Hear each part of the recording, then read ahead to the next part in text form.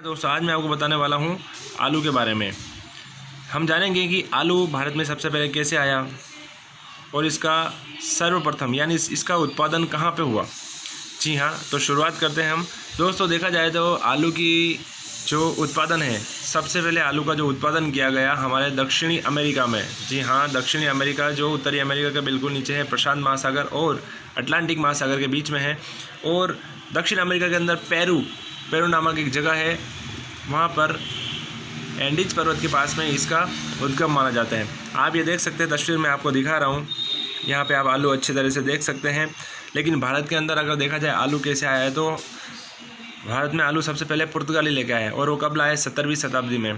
दोस्तों आपको पता होगा कि हमारा देश 200 साल तक अंग्रेजों का गुलाम रहा, लेकिन उससे पहले भी और भी कई विदेशी आक्रांता है, जिसमें सबसे पहले पुर्तगाली आए, उसके बाद डच आए, उसके बाद अंग्रेज आए और फिर फ्रांसी आए।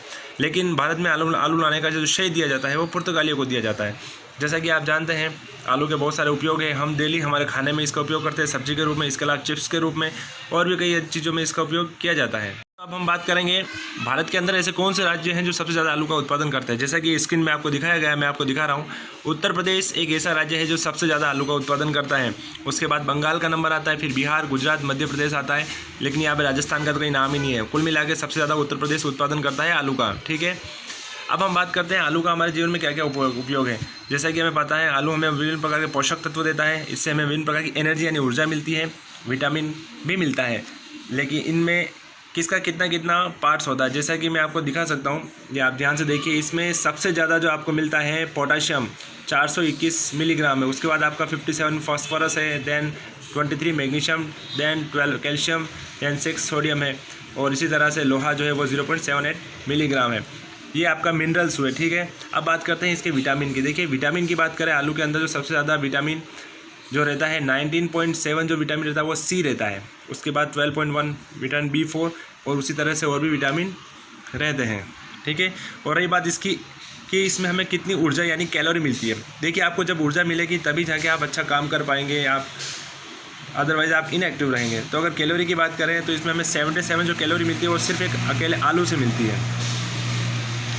तो कुल मिला के आज हमने जाना आलू के बारे में, यानी आलू का उत्पादन सबसे पहले किस देश में हुआ, भारत में आलू कैसे आया, ये भारत के अंदर अगर आलू उत्पादन होता है तो सबसे ज़्यादा उत्पादन करने वाला राज्य भारत में कौन सा है वो हमने जाना। इसके अलावा आलू से हमारे शरीर को क्या क्या बेनिफिट यानी हमारे शरीर में क्या क्या लाभ मिल सकते हैं, जिसमें हमने जाना इसके पोषक तत्व कितने हैं परसेंटेज में है, ऊर्जा यानी एनर्जी कितनी मिलती है, इससे विटामिन कौन कौन से मिलते हैं, ये सब हमने जाना। दोस्तों क्या आपने फुलवा आलू का नाम सुना है? जी हाँ, ये भी आलू का एक टाइप है, आलू का एक तरह का वैरायटी है, प्रकार है उसका।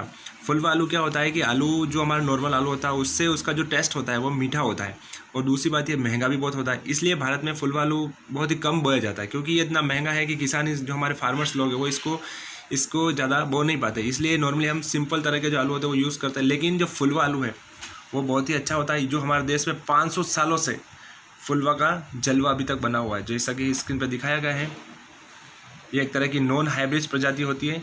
ठीक है, जैसा कि आप देखिए 500 साल पुराने फुलवा का जलवा अब भी कायम है। वजह इसके जो दम आलू और होली पर स्वादिष्ट पापड़ बनाने में बहुतायत से इसका इस्तेमाल किया जाता है। इसलिए सामान्य आलू से 2 गुनी कीमत के बाद भी स्वाद के शौकीन इसे खरीदते हैं, क्योंकि ये स्वाद में मीठा होता है सामान्य आलू से। ठीक है, उत्पादक किसान प्रदेश के साथ ही दूसरे प्रांतों यानी राज्यों तक इसकी आपूर्ति करते हैं या इधर उधर लेन देन करते हैं। कम उत्पादन और ज़्यादा दिन में फसल होने के कारण कुछ ही किसान इसकी पैदावार करते हैं। तो कुल मिलाकर जैसा मैंने आपको बताया कि इसको जब उत्पादन करते हैं, जब इसको हम खेतों में इसको बोते हैं तो इसको समय भी बहुत ज़्यादा लगता है। इसके अलावा इसका जो उत्पादन होता है वो बहुत कम होता है, तो ऑब्वियसली इसका बेनिफिट भी कम होगा, तो किसान लोग इसको ज़्यादा बोने के लिए प्रेफर नहीं करेंगे।